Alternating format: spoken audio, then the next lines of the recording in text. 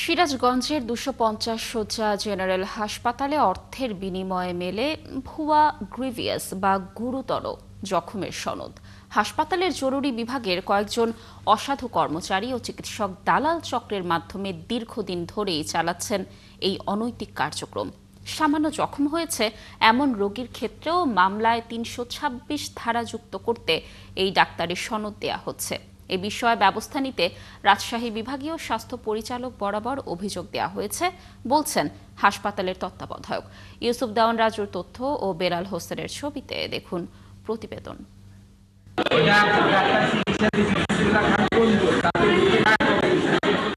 সিরাজগঞ্জ ২৫০ শয্যা জেনারেল হাসপাতালে দরদাম চলছে, কোনো পণ্যের নয়। প্রতিপক্ষের হামলায় গুরুতর জখম রোগীর সঙ্গে গ্রিভিয়াস সনদ বিক্রির দরদাম করছেন ওয়ার্ড বয় ফারুক হোসেন।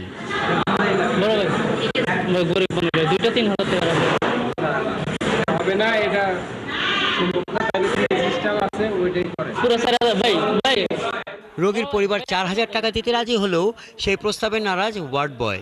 দুটি সনদের জন্য দর হেঁকেছেন ১০,০০০ টাকা।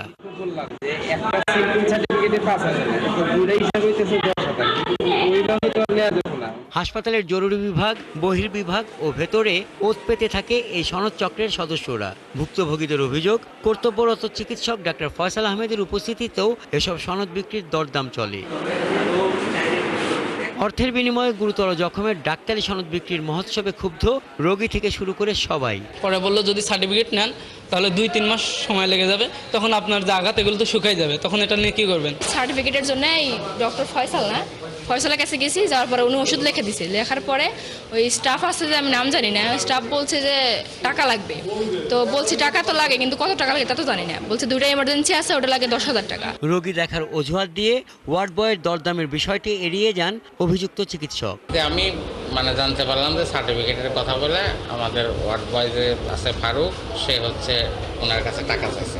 সেটা আমার সামনেও বলে নাই, কিংবা আমার কাছ থেকে শুনেও যে যায় বলা, এরকম কিছুই হয়নি আর কি। সিরাজগঞ্জের জুডিশিয়াল ম্যাজিস্ট্রেট আদালতের সহকারী পাবলিক প্রসিকিউটর জানান, পরিকল্পিত ও মিথ্যা মামলার ক্ষেত্রে ৩২৬ ধারা কার্যকর করতে সাধারণত বাদীপক্ষ অর্থের বিনিময়ে হাসপাতাল থেকে এই ভুয়া গ্রিভিয়াস সনদ সংগ্রহ করে। মূলত হয়রানি হচ্ছে সিরাজগঞ্জের বিচার প্রার্থী জনগণ, যে সামান্য আঘাতে কিংবা কখনো কখনো এরকম অভিযোগ আসে যে তাদেরকে ডাক্তার বা তাদের লোকজন, নিজস্ব লোকজন মাথা কেটে একটা গ্রিভিয়াস সার্টিফিকেট তারা নিজেরা তৈরি করে সেটা দিয়ে সাধারণ এবং বিচার প্রার্থী জনগণকে নানানভাবে জেল খাটানো হচ্ছে। উত্থাপিত অভিযোগের বিষয়ে ব্যবস্থা নিতে রাজশাহী বিভাগীয় স্বাস্থ্য পরিচালক বরাবর অভিযোগ দেওয়া হয়েছে বলে জানান হাসপাতালের তত্ত্বাবধায়ক। সার্টিফিকেট আসলে সরাসরি দেওয়ার নিয়ম না, এটা থানার মাধ্যমে নিয়ে যায় অফিসিয়াল ইয়াতে, হাতে হাতে দেওয়ার কোনো নিয়ম নাই। কিন্তু এরপরেও যদি কেউ হাতে হাতে দেয়, সেটা আজকে আমরা অভিযোগটা পেয়েছি, আমি ইমিডিয়েটলি তদন্ত কমিটি গঠন করে ব্যবস্থা নেব। জেলার ১১টি থানায় সামান্য ঘটনায়ও মামলার হাতিয়ার হিসেবে গুরুতর জখম সনদের ব্যবহার বাড়ছে বলে অভিযোগ থানা সংশ্লিষ্টদের। হাসান আহমেদ, ৭১। দর্শক, এই বিষয়ে আরো বিস্তারিত তথ্য জানাতে আমাদের সাথে যুক্ত হচ্ছেন সহকর্মী ইউসুফ দেওয়ান রাজু। রাজু, আপনার প্রতিবেদনটি আমরা দেখছিলাম। প্রতিবেদনে যেমনটি দেখানো হলো যে জখমের সনদ চক্রের বিরুদ্ধে হাসপাতাল কর্তৃপক্ষ এখনো তেমন কোনো পদক্ষেপ নেয়নি। তারা কি বলছে, তাদের মতামত কি এই বিষয়ে? রাজশাহী বিভাগীয় স্বাস্থ্য পরিচালক বরাবর যে অভিযোগটি দেয়া হয়েছে সে বিষয়ে কোনো অগ্রগতি রয়েছে কিনা? দর্শক, সংবাদের শুরুতেই যেমনটি জানাচ্ছিলাম আপনাদের, যে সিরাজগঞ্জের ২৫০ শয্যা জেনারেল হাসপাতালে অর্থের বিনিময়ে মিলছে গ্রিভিয়াস বা গুরুতর জখমের সনদ। এই বিষয়ে আপনাদেরকে বিস্তারিত তথ্য জানানোর চেষ্টা করব। যুক্ত হচ্ছেন আমাদের সহকর্মী ইউসুফ দেওয়ান রাজু। রাজু, জখমের সনদ চক্রের বিরুদ্ধে কোনো ধরনের পদক্ষেপ নেওয়া হয়েছে কিনা হাসপাতাল কর্তৃপক্ষ থেকে? আর রাজশাহী বিভাগীয় স্বাস্থ্য পরিচালক বরাবর একটি অভিযোগ দেওয়া হয়েছে, এ বিষয়ে কোনো অগ্রগতির তথ্য রয়েছে কিনা জানাবেন।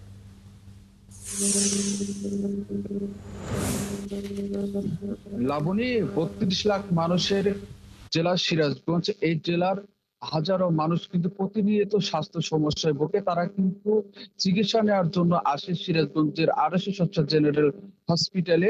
এখানে আসার পরে কিন্তু তারা চিকিৎসা সেবা এবং ন্যায় বিচারের স্বার্থে যখন সার্টিফিকেট সংগ্রহ করতে চায়, তখনই কিন্তু এই চক্রের সম্মুখীন করে এবং ঘুষ বাণিজ্যের যে বিষয় সেটা কিন্তু প্রকট আকার ধারণ করে। আমি এখন যেখানে দাঁড়িয়েছি সিরাজগঞ্জের 250 শয্যা জেনারেল হসপিটালের যে মূল গেট, এই মূল গেট দিয়ে কিন্তু প্রতিদিন হাজার হাজার মানুষ কিন্তু এখানে চিকিৎসা নেওয়ার জন্য আসে। এখানকার দীর্ঘদিনের যে দালাল সিন্ডিকেট যারা এই সনদ বাণিজ্যের সাথে জড়িত, তাদের বিরুদ্ধে একাধিকবার অভিযোগ উত্থাপন হলেও কিন্তু বারবারই সেই তদন্ত প্রতিবেদনগুলো ধামাচাপা পড়ে যায়। 2024-এর এই আন্দোলনের পরে বিভিন্ন অভিযোগ উত্থাপন হওয়ার পরে স্বাস্থ্য মন্ত্রণালয় বরাবর একটি লিখিত অভিযোগ দেওয়া হয় হাসপাতাল কর্তৃপক্ষের পক্ষ থেকে। এখানকার যে 3জন জরুরি বিভাগের চিকিৎসক রয়েছেন, doctor Mridul Hasan, doctor Faisal, doctor Shabib, তারা কিন্তু এই বছরের পর বছর, যুগের পর যুগ একই কর্মস্থলে থেকে কিন্তু তারা এই সিন্ডিকেট বাণিজ্যটা করে যাচ্ছে এবং এখানকার অসাধু কিছু অটবয় রয়েছে যারা এই সার্টিফিকেটের সাথে জড়িত। তাদের বিরুদ্ধে কিন্তু এখন পর্যন্ত কোনো ব্যবস্থা নেওয়া হয়নি। তবে ইতিমধ্যে যারা এই সার্টিফিকেটের সাথে জড়িত তারা কিন্তু আপনার শাস্তির আওতায় এসেছে। ইতিমধ্যে তাদেরকে ডাক্তার ফয়সাল, ডাক্তার শামীম এবং ডাক্তার মৃদুল হাসানকে শাস্তিমূলকভাবে সিরাজগঞ্জের 250 জেনারেল হাসপাতাল থেকে তাদেরকে বদলি করা হয়েছে। তবে তারা বদলি হলেও তাদের যে মূল হোতা এখানকার আবাসিক চিকিৎসক ডাক্তার শিমুল, তিনি কিন্তু এখনো বহাল রয়েছেন। ইতিমধ্যে আর একটা খবর আমরা পেয়েছি, সেটা হচ্ছে এই ইনজুরি সার্টিফিকেটের যে ত্রুটি এবং অবৈধভাবে সার্টিফিকেট লেনদেন করে কেনা হয়েছে, এটা কিন্তু ধরা পড়েছে এক বিচারকের হাতে। সিরাজগঞ্জের শাহজাদপুরের চকি আদালতের বিচারক মুসলিম উদ্দিন কিন্তু ইতিমধ্যেই এই নির্ধারিত ফরমে জানি সার্টিফিকেট দেওয়া হয় এই বিষয়ে কিন্তু সিরাজগঞ্জ জেনারেল হাসপাতালের যে আবাসিক চিকিৎসক ডাক্তার শিমুল সহ 3 জনকে কারণ দর্শনের নোটিশ দিয়েছে। একই সঙ্গে এই 28 অক্টোবর তাদেরকে ব্যাখ্যা। রাজু, ধন্যবাদ আমাদের সাথে যুক্ত থাকার জন্য। নিশ্চয়ই এই সমস্যাটির একটি আশু সমাধান হবে। দর্শক যুক্ত ছিলেন আমাদের সহকর্মী ইউসুফ দেওয়ান রাজু।